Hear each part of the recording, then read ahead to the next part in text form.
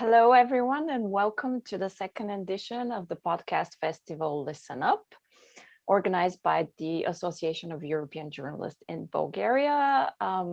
It's very nice to have you again for the second year around. Last year, we organized Bulgaria's first podcast festival, and we were fortunate enough to welcome speakers from all over the world.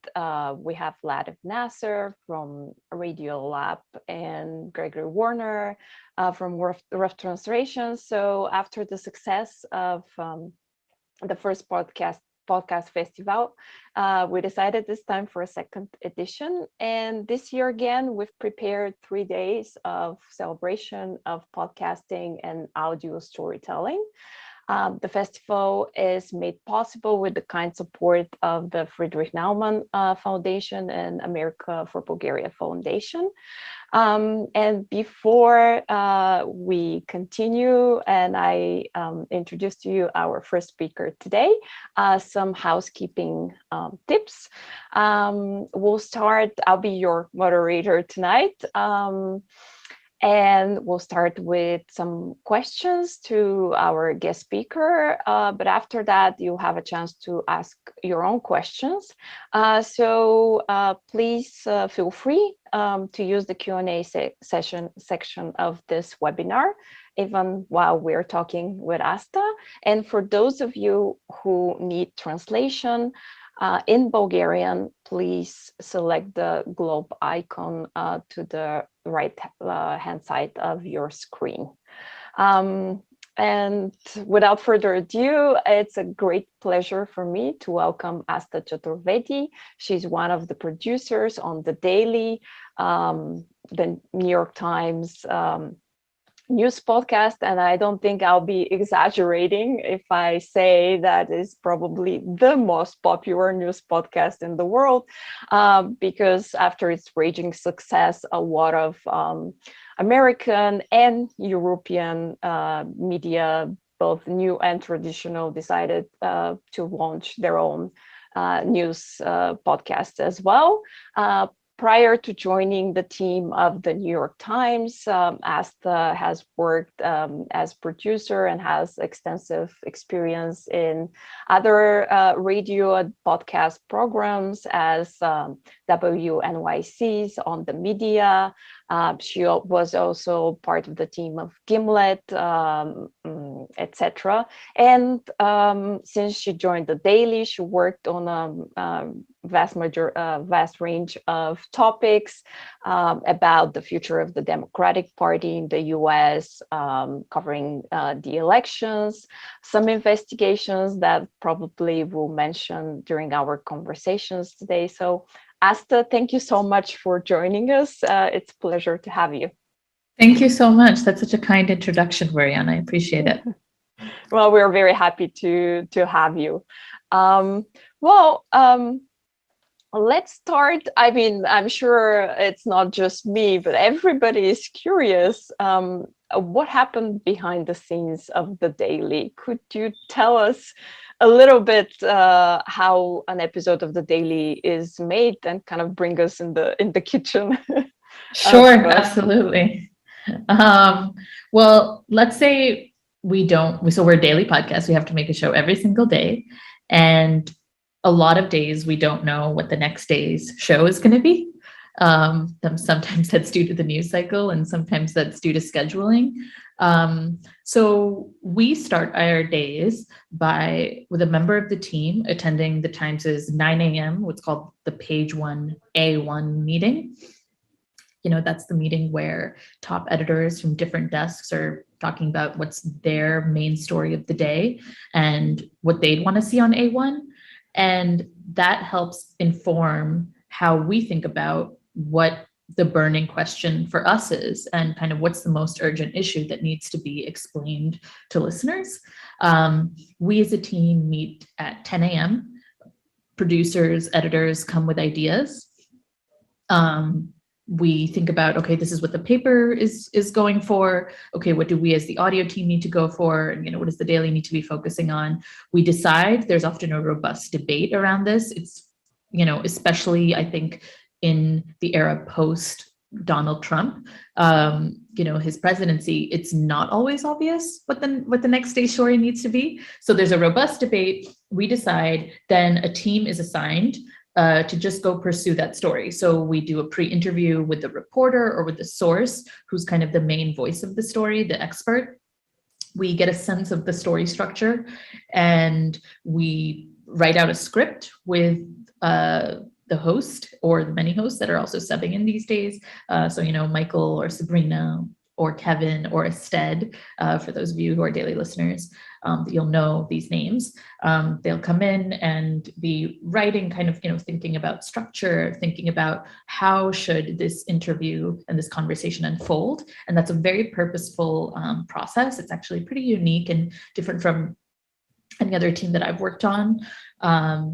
And it's we're all kind of in a Google Doc, and we're mind melding and editing each other's sentences, and it's pretty crazy, I think, for people who come onto the team, initially. And that might take an hour and a half, couple of hours. For very intense episodes, it can be days. Scripting is a crazy process. And then we tape as in we record with the source or the reporter, and it's mostly a reporter from the newsroom. And that'll take 2 hours. And then comes post-production. You've only done half the process, that means. Then the producers kind of get in there, they take that interview, and we need to make it 20 minutes or 25 minutes. That process can take a few hours, and it's a few rounds of editing from our editors. In podcast production, especially on the daily, editing means that editors are story editors. So producers are in the tape, and they're kind of we use Pro Tools on our team to edit the show, and editors are thinking about story structure, beats, obvious, the fact checking, standards, ethics, all of that. And that'll go on until, best case scenario, 10 p.m. midnight. Sometimes there was a time when we were often closing the show. We call it closing, publishing the show and handing it over to our esteemed engineer. We have one main engineer who does the daily, and his name is Christopher Wood, and he is in the UK. So because of the time difference, it helps us. So we hand it over to Chris, and we were, in 2020, I think we were often closing the show at 3 a.m. Eastern, 5 a.m. Eastern. And then Chris had to engineer it in like 3 hours, because we do not and cannot miss the 6 a.m. deadline, the 6 a.m. Eastern deadline. So that's how the show gets made. I think I must say that's quite a long working day. Yeah. If it feels like a marathon, it's endless. For the one day, it's like, oh God, when is this going to end? Thankfully, you have reporters all over the world, so the time difference with the UK plays to your favor in this case. Yes, it does. Yes.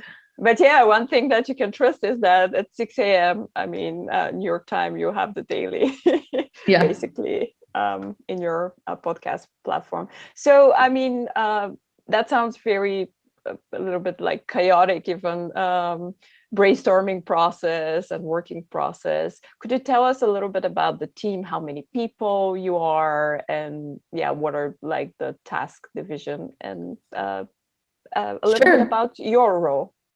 Yeah, so the daily is comprised of, there's a lot of staff, I should say, before I even get started on the people that are like really making the show. It's impossible at the times to make, to do anything with that. You have audience editors and people who are supporting so that the website goes up, and people who are fact checking, and people who are handling the technical stuff.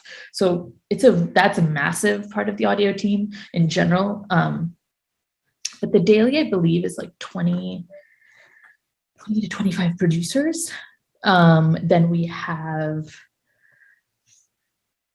I want to say maybe like 7 editors, 7 to 10 editors, maybe less, probably less actually, probably 7 editors, something like that. So 7 editors, 20 to 25 producers. And I'm saying that there's some shift because sometimes people work on different things that aren't the daily. The Times is a pretty robust audio team. And then of course we have Michael, and if sometimes another host. So typically there's 2 hosts working at the same time this year. So that's a pretty big team. And my role is I'm a producer. So my job is to pitch stories. I'm thinking about the editorial work, like literally what should the story be, and how should it sound, and how should it be structured. I'm also supposed to be thinking about technical stuff and thinking about literal production, like how do I get the tape? What do I need to do to make it become an episode, in Pro Tools and in the post-production? And sometimes I'm going out in the field, especially in COVID. That means it doesn't really happen that much, but it's nice when you do get to go out. And yeah, so I'm handling the logistics too. Editors are thinking at the high level, like the best case scenario is your editors kind of just, they're not as engrossed in it, and they can be providing you with everything you need to get over the roadblocks. They can be helping the story move along and become the best version of itself. And of course, it's also, they help us make really difficult calls, whether it's a standards issue, an ethics issue, a kind of like just any difficult reporting issue that might come up, that kind of thing. And an editor can help with that. And they're, of course, management stuff. Does that help answer your question? Yeah. Mm-hmm. Well, you mentioned earlier that scripting the questions and the structure of the interview is different from anything you've seen. Could you elaborate a bit more on that? Yeah. Well, first of all, the Daily is very collaborative. It's not unusual. In fact, it is unusual for any episode to be scripted with just one or two people. That's not what happens. I mean, typically teams, this was not the case in the early days. In the early days, the Daily did start with just 3 producers, maybe 2 producers. It was Lisa Tobin was editing. We had 2 people producing, and then it became 3 slowly, and then the team has grown in the last 2 years significantly. But now teams are, my current project, it's like 3 producers and actually 2 editors. And yeah, I think most episodes have 3 producers. And I'm sorry, what was your question? Oh, how is it different? How is scripting different? So the collaborative nature of it, the fact that there's so many people, and I think that we're doing it together, and that it's so well thought out. It's so detailed. We know exactly what turn. We remain flexible as the interview is going, and we remain flexible for reporting changes in the story. But especially on a tight turn, we have really laid out, especially if your pre-interview goes really well, right? Especially if the story is really obviously narrative and the print story is really clear and the reporter knows what the turns are, you can really have a detailed script that allows you to unfold, and that allows a story to unfold in a way that hooks the listener in. And that is what feels so unusual. Typically scripts that I've written, I mean, I don't think most shows need such detail, or they choose not to go that direction. And also they're often solo projects, and then your editor will come in and then the host will come in. That's not the typical case for the Daily. Well, that's quite fascinating to know, because of course, as a listener, the conversation flows, everything seems very natural, but now I know that actually it takes a lot of effort and steps to kind of lead to this kind of conversation that tells you the whole story. You don't have to be an expert in any of the topics you cover, from let's say the conflict in the Middle East to I don't know, the pandemic, or what's happening at the border between Poland and Belarus, and the refugee crisis there, etc. But it's so well explained that after listening to an episode, you kind of feel that you know the topic much better. How do you? You mentioned already a bit on that, but how do you choose? There are so many stories that the New York Times covers, and there are reporters from each and every hot spot in the world. So how do you choose which topic to become an episode of the Daily? So true. Is it urgent? Is the episode going to help us answer a burning question? Sometimes we ask, is there plot? Is there a sense of movement and something unexpected in this story? Sometimes we don't do episodes when we feel that the answer is expected. The plot line, we know why this thing is happening in the world. If there is something unexpected in the reason for the latest news development, we definitely that's a major factor. I think, does it merit 25 minutes is a big thing. Why? Sometimes the explanation for something, and that has a lot to do with the unexpected part of it. The way that you make an episode that's a documentary style type thing, or even a 25-minute explainer, on what the latest is with the pandemic or the economy. There needs to be, sometimes an answer is as simple as, well, that's a 5-minute thing. We know why that. We know why. There was a point when the audience needed to understand how the U.S. economy, for example, and really it hit the entire globe, but the pandemic was impacting the economy in the spring of last year, and obviously that had a lot of negative impacts, and people needed subsidies from the government, and they needed assistance. But by the winter time, that answer, we kind of knew the answer, and things had shifted. So it's like the episode changes, or you choose not to pursue it, so yeah,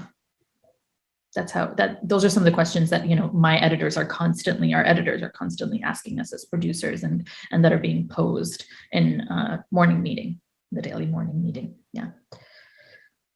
So do you usually work on several topics or episodes at the same time, or how does it work? We work, typically you can be involved in a couple, like there's a couple that you can express your interest in. It's really hard when you're in deep production to have your brain in more than a couple of things, to be honest. So right now, for example, I'm working on an episode that's supposed to come out very soon, and I don't really have the brain space for my following story, another story I'm interested in, until I finish this one. It just needs to be finished, and I need to put in that concentrated effort. But and I call it kind of the exploratory phase, the phase where sometimes things are kind of chill, and you can pitch and brainstorm and be thinking about what's the next story that I'm interested in. That phase is really fun. If it lasts for exactly the right period of time, then you can have a couple of stories in your head. And yeah. Yeah, and then you move to the deadline crunch. And then you move to the deadline. Exactly. Where yes, you have to it. Run against the time and the clock. And you mentioned already some of the phases and challenges, but what is, according to you, like the most challenging part of your job as a producer? The most challenging part of my job.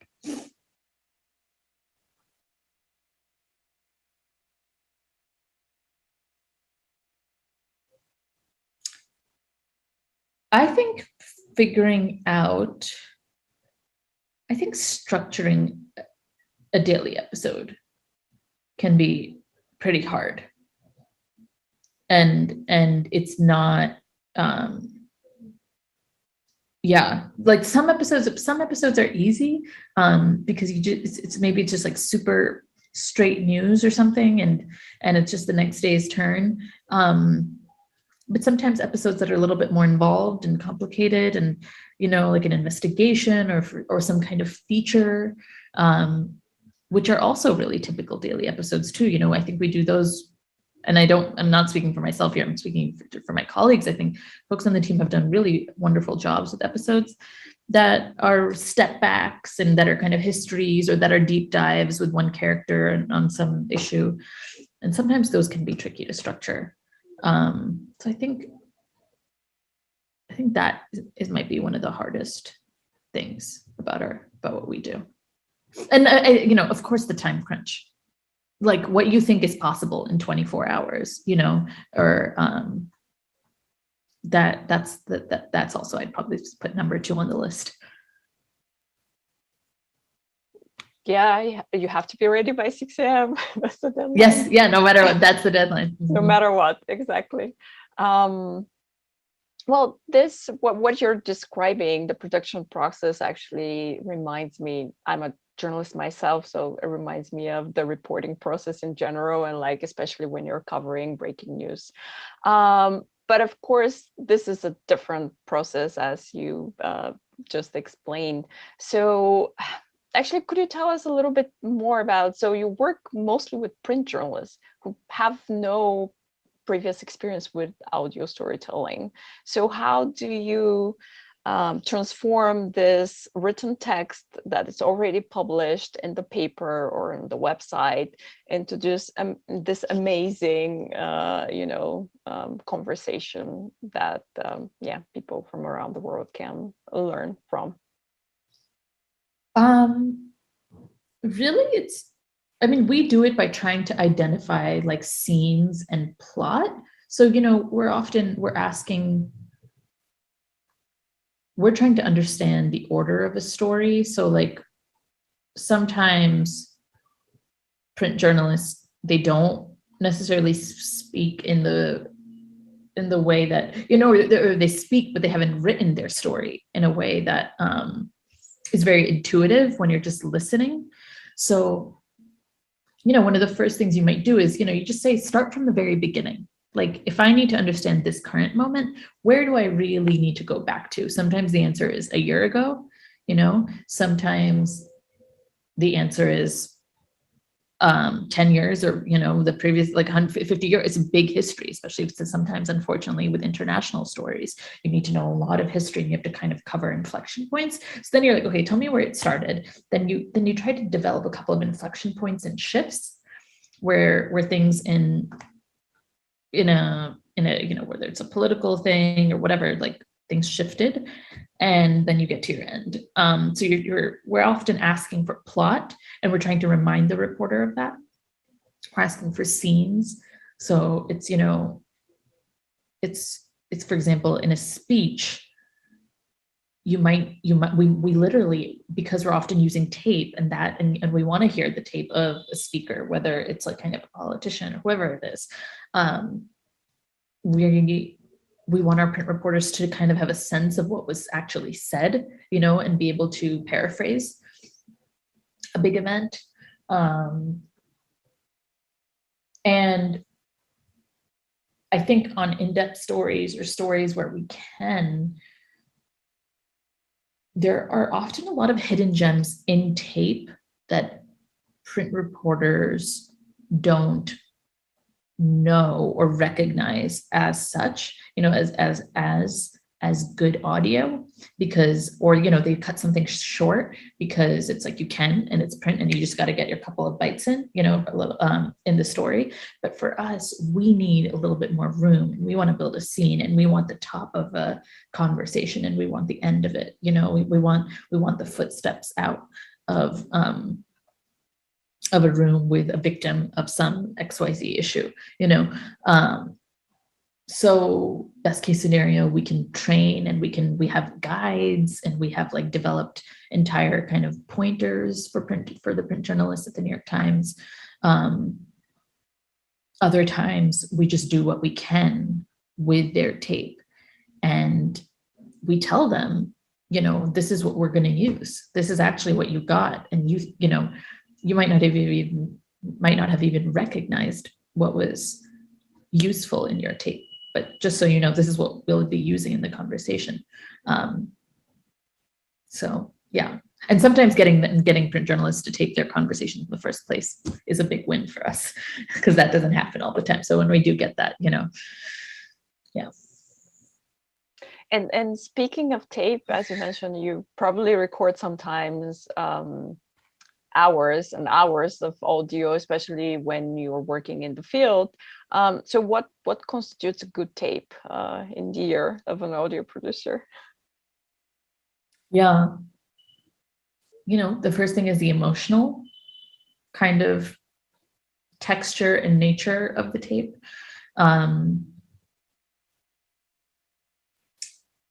Is there something interesting, just inherently interesting about what's being said? Of course.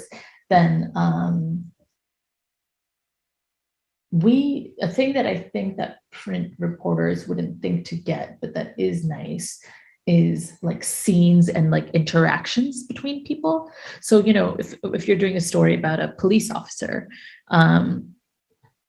it's nice just to get the interview with the police officer, but best case scenario, the reporters have gone out and followed the police officer as he or she is out on the street, talking to people, interacting with their colleagues, in the patrol car. We want those sounds.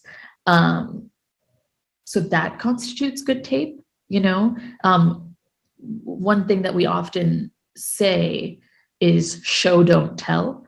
So it's really nice in audio to be able to hear, for example, someone's upset or someone's feeling unsure about something. Well, is it nice? Can you get them to say that or some version of that, and actually just say, say this is how this issue made me feel, or talk to someone else in which their tone is very upset. Like, that's better than saying, oh, this person was upset, so that's what constitutes good tape. Yeah, it's interesting that you mentioned those interactions between, let's say, a reporter and a source, because usually in print, that's the first thing, of course, you lose. Nobody cares about the interaction. You just need a good quote. But for audio, it paints a different picture, a different scene, as you said. Completely. Yeah, and it's a different vehicle for to tell the story. So you've worked, as we mentioned, on a number of different topics, from politics to investigations as the widespread use of antipsychotic drugs in American nursing homes. And just this week, actually, you produced a piece about the farmers' protest in India. What is the most memorable episode that you've worked on, or a topic in general for the daily so far? The ones that you mentioned are topics that I'm all kind of I'm very drawn to kind of hard-hitting stuff naturally. I don't know why. I think maybe I just have this, I don't know why I put myself through that, but I enjoy that kind of, politics episode, or sometimes an international story, stories about extremism. But the episode that I think for me is perhaps most meaningful in my time so far is one that we called A Year in Good News, which was an episode at the end of 2020. I think it was one of our final episodes, in which we, after a very difficult and painful year, at the end of a very difficult and painful year, we asked our listeners to share just kind of a voice memo in which they told us about the good news that happened to them, or that they, something good in their year. And I found it just to be so lovely and just so fun to work on. And listeners just shared all kinds of beautiful, touching, sad and funny and lovely stories about their lives and unexpected things. A grandfather riding, hundreds of miles in one year, somebody just knitting a sweater, somebody talking about how they were finally learned how to poach an egg, other people talking about falling in love and having babies, and, all that kind of stuff. And it was just so fun to make. It was just really fun to make that episode. And yeah, it was just audio that just this, it was crazy to have to sift through. We are such a popular show. I didn't even realize. I think we got that. It felt like thousands of emails. Yeah. So that was one of the most special episodes for me. Yeah, that was a lot of tape to listen to. But yeah, I remember that episode actually. I think at the end of the devastating year that 2020 was for the world, I think each of us kind of needed that feel good story. Yeah. And it's just like, it was just, as you said, sometimes very simple personal things, but like one after another, those stories were really moving. Talking about moving stories, it's also that the fact that you have like millions of listeners around the world. You joined the show recently, but for you, I mean, prior you were a listener, now you're a producer. What is the secret behind the Daily's raging success? I mean, who would have thought maybe, I don't know, 10 years ago that a news podcast will be so successful? So what do you think the success comes from? What is the reason behind it? I think it's because we tell a story. I think that because we really place emphasis on how do you make something the most compelling and interesting version that it can be. I don't know. I have a deeply held belief, and I believe that a lot of people on the team feel this way, which is that, as someone who does really value the public service element of journalism, I don't think any of it matters unless people listen, watch, read what we are reporting as journalists. And the only way to get them to do that is to tell a story in a really compelling way. And so that is, in my mind, like what we do, and we place a lot of emphasis on that, and we don't do that in place of the facts and in place of what is going on. But I do think narrative helps draw listeners in, and we balance, I think, the kind of the art of audio with the journalism. Like, I think we, on our best days, we do that really well. And we're, on our best days, we're also answering like the kind of most urgent or pressing question as well.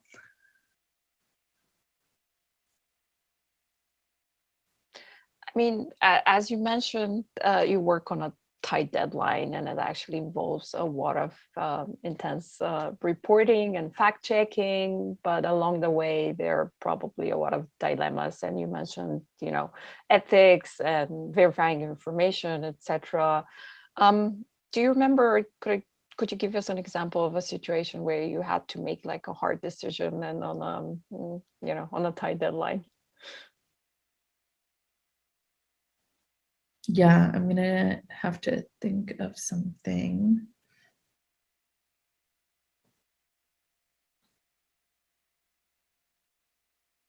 And while you're thinking, just to remind the participants in Zoom and those watching us on social media to ask their questions.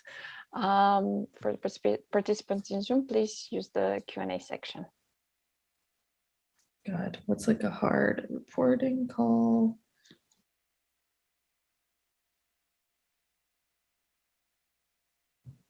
Ethical. We can come back to. Yeah, I can't think of. I think I'm trying to. It's like we do them every day, and I'm sure probably I'm in the middle of one. But to be honest, we had a lot of time to think about it, So it doesn't really constitute like being on a hard deadline and having to make a call for the story that I'm currently working on. I mean, sometimes it's about whether or not to use tape, you know, is something too emotional, too personal? We've also made decisions about names.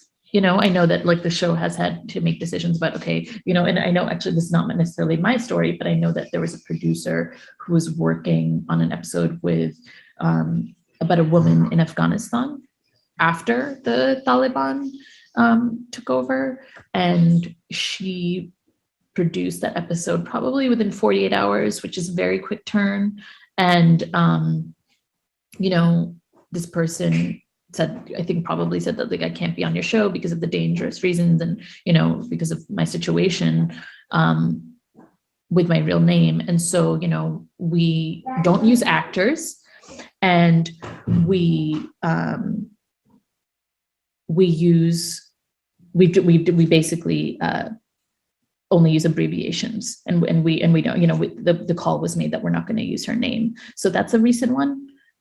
Sorry, that one took me some time to figure out, but no, of course. Yeah, I can relate, because sometimes it's a fast unfolding situation and you're making the zillion choices, but then once the story is over, you have to move to the other one and to the next one. Then you kind of forget what happened the day before in such a fast-paced newsroom.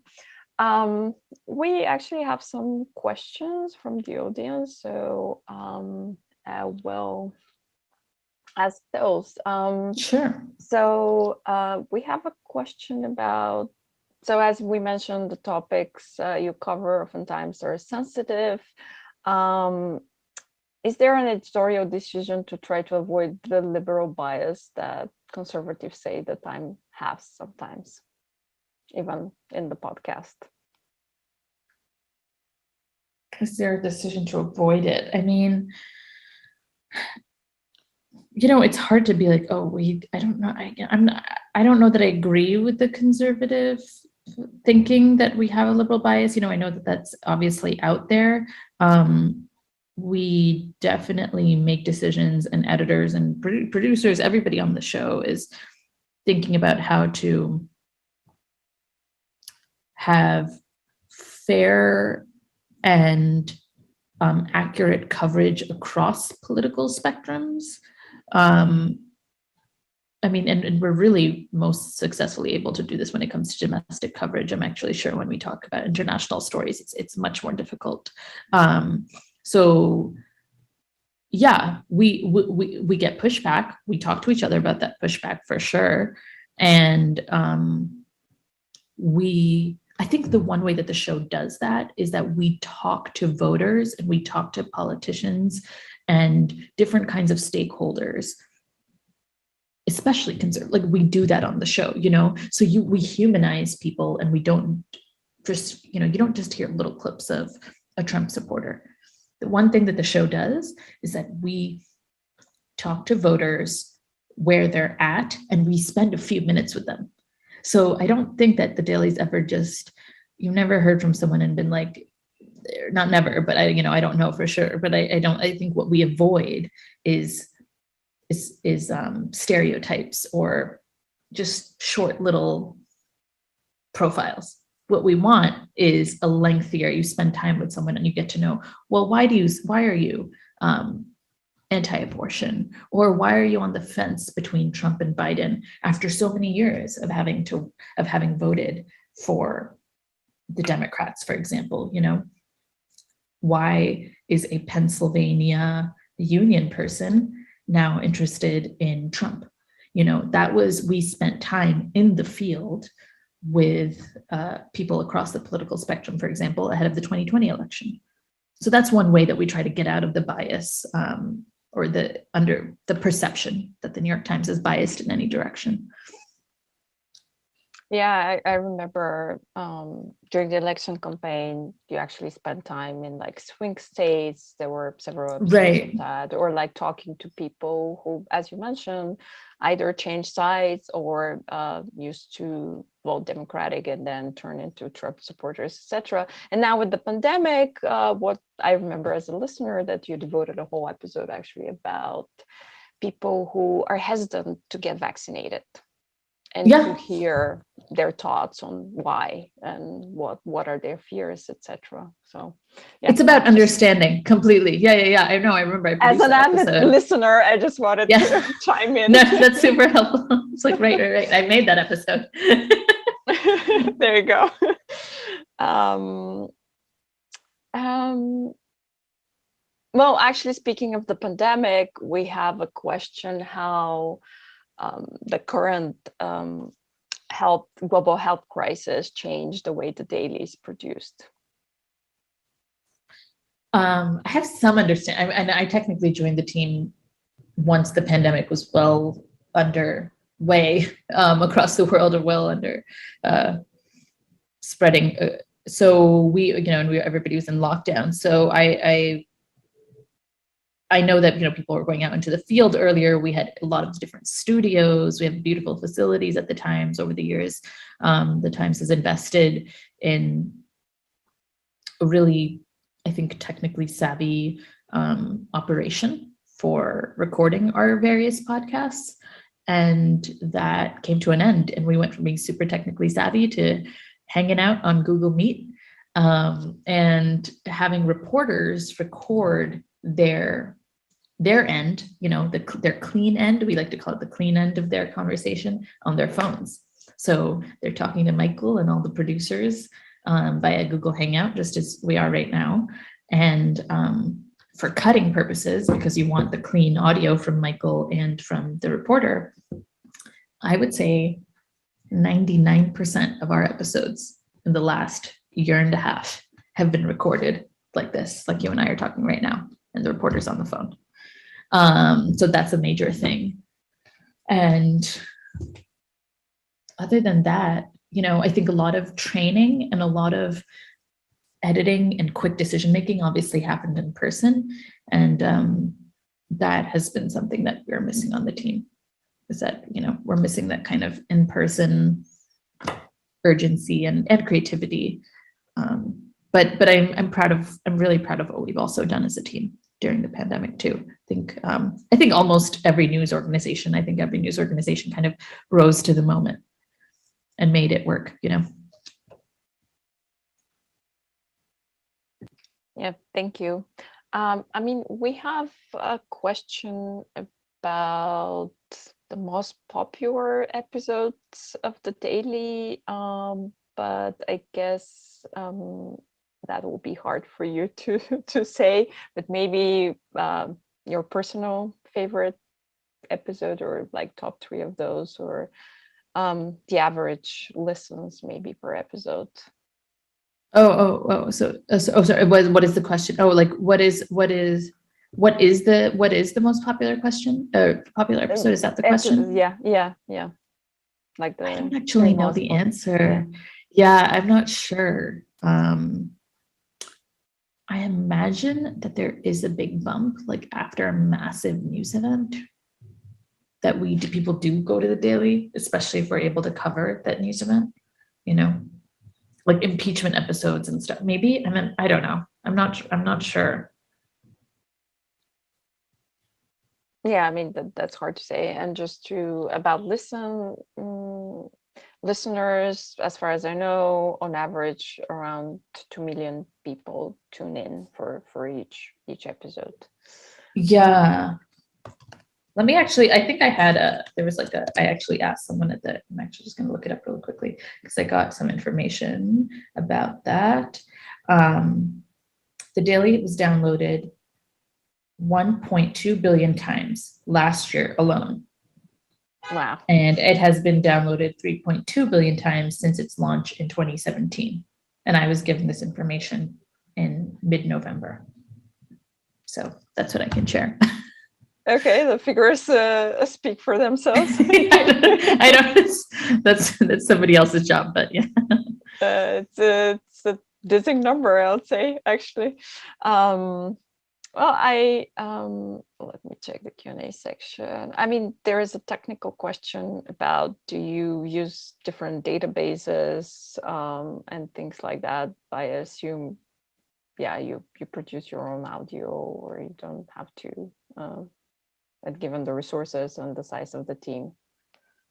Databases for music, for clips, Or archives, yeah. Oh, for archival clips, tape. Research, etc.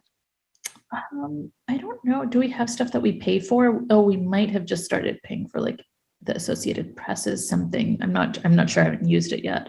I know we use Internet Archive. We use a lot of stuff that just like anybody has access to. You know, sometimes finding hard to find archival clips is just a journey that, whether you're working at the Times or whether you're a freelancer on your own, it's the same. You know, it's you're really mining Google and YouTube and going to, I think, something called internetarchive.org. They, you know, you can search for keywords and get like cable news, which is really important for us. I'm not sure how well it works internationally. So we use a lot of free tools, and then when something is very important, I'm sure the Times will pay for it if that's from, you know, one of the you know, if it's an old NBC clip from the 1970s or something and we can't find it and we know that they have it, I'm sure that our team would pay for that. Yeah, I guess that's the luxury of working in a of an institution. In a big team. Yeah, in an institution. Yeah. Well, I just wanted to go back to the start of your career, for example. So again, before joining the Daily team, you work on several other podcasts. What attracted you to audio storytelling and production in general? What attracted me?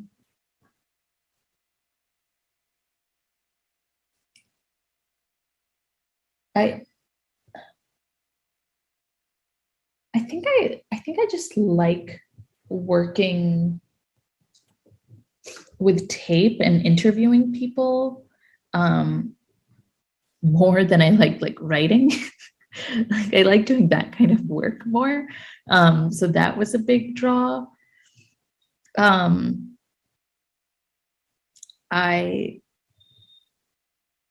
And now, you know, I love that I get to work with music and stuff too, like things that I didn't expect to be big part of my career. Like I'm not even sure that I'm very good at it, but it's fun to be scoring episodes of the Daily sometimes.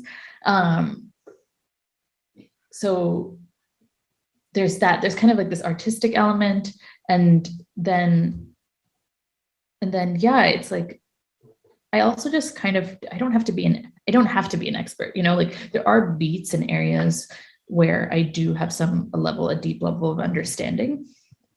But often when I'm talking to someone or when I'm just trying to make an episode happen, I can just kind of be like a fifth grader, you know, and I can just be like, can you just explain this to me so that, you know, a smart 11-year-old could get this story.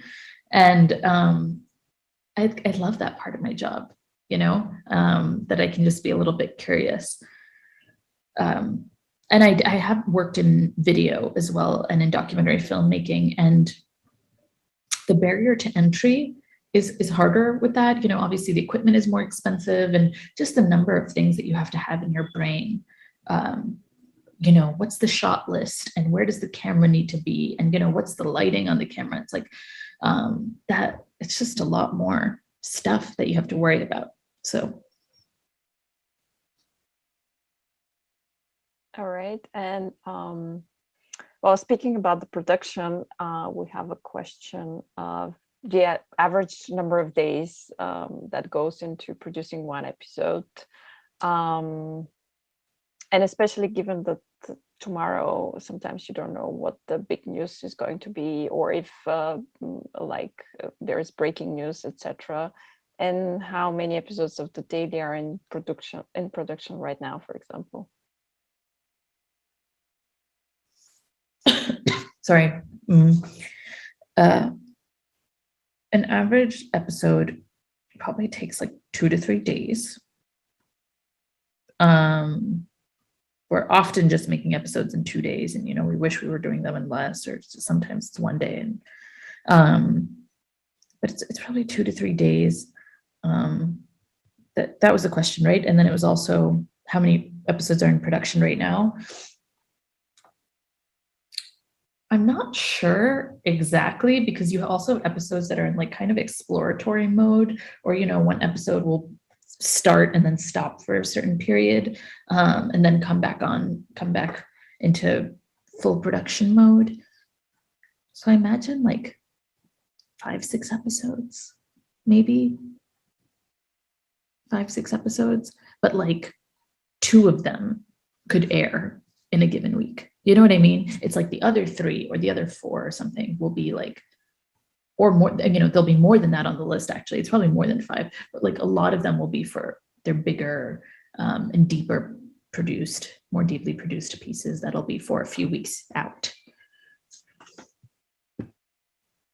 Yeah, and I assume when you're working on a more in-depth topic or an investigation, of course, it requires more time and resources and etc. Yeah, we call those enterprise stories on our team. So those are enterprise stories, and then there's any story that's less than 2 to 3 days or less is called a quick turn. We touched briefly on the collaboration between the audio producer and the actual reporters, the print journalist. Is it sometimes hard to convince them to appear on the show or to be under the spotlight, or they're happy to oblige? I mean, I've heard stories actually that there's even some competition who is going to be on the daily. Yeah, 99% of the time we don't have a trouble. I think the reporters at the New York Times understand that the daily audience is pretty big.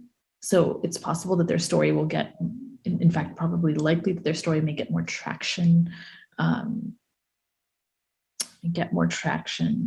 kind of more ears on it, larger audience by being on the daily, or versus just in print. There are journalists that don't want to, sometimes are reluctant to collaborate or don't want to. And unless the story is super pressing, and unless there's like no other option, we often we want to work with people who want to work with us. You don't want it to be painful for anybody. So luckily the Times is so big that we can tap different reporters. And it's true. I know that sometimes it's tricky to just choose one reporter and not be able to go with others. I know it is a challenge. And of course, I assume it depends of what's happening around the world. This, as you mentioned earlier. We also have a question. I mean, how do you regain your brain power after you finish an episode, or after the show is out? I guess what helps you get inspired again for the next story, for the next pitch, etc.? And the most important thing would be rest, to be honest. It's really important to get some rest. I'm looking forward to getting some of that later this week, I hope. I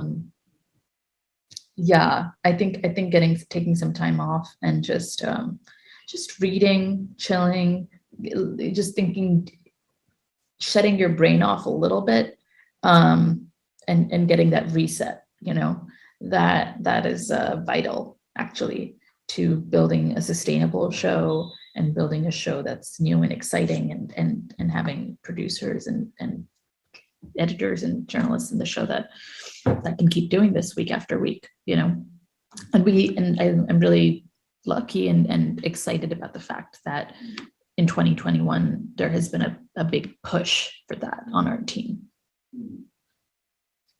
Yeah, I mean, creative work could be very rewarding, but it's also exhausting, and it takes a lot of effort. Does your downtime time include also listening to other podcasts, or once you leave the studio or the episode is out, you just don't want to listen to anything else? I have to say, right now, my listening habits are very poor, as in there isn't that much, because I'm trying to just not, sometimes I just want to listen to music. Sometimes that can be what's inspiring and like what allows me to rejuvenate and also just begin to think creatively about even how I tell my stories. Like it can actually inform, some of your next creative process. So yeah, it's pretty bad right now, right? I don't know if I want to admit this, what my listening habits are at the moment. But I'm looking forward to, I think, during the holidays, catching up on a lot of the good work that has been published by my industry colleagues this year. And that's why we're very grateful that you find the time to join us for this conversation, especially that in the time zone where you are is actually, it's much later for you. And before we wrap up this conversation, there was a question about what advice would you give to somebody like a student, a young person who want a career path in audio production or to become a producer?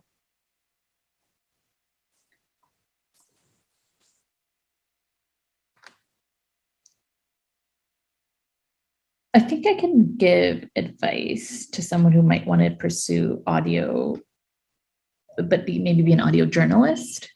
So in the journalism realm, I'd probably be the most helpful. And I think my advice would be to just keep an eye out for what sounds like good tape, for what makes a good story, and be asking questions and be constantly thinking about what question could have elicited that interesting piece of tape that I just heard, or how do I dig deeper with the source or the person I'm talking to right now.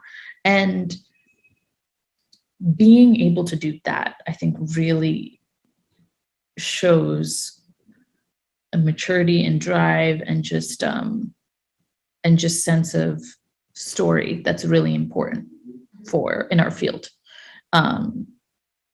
So honing that skill. I'm just going to stop there for now. Well, thank you very much. I'm sure there are a lot of maybe journalism students who are inspired by what they hear on the daily to pursue a career in audio production or podcasting. So Asthaa, thank you so much for joining us today. And as a devoted daily listener myself, I'm looking forward to listening to the next episode that you produced. I know that one is coming pretty soon, so I'm looking forward to that. And again, thank you so much for being with us today. Special thanks also to our translators Ines Pavlova and Petya Nenova for translating this conversation into Bulgarian.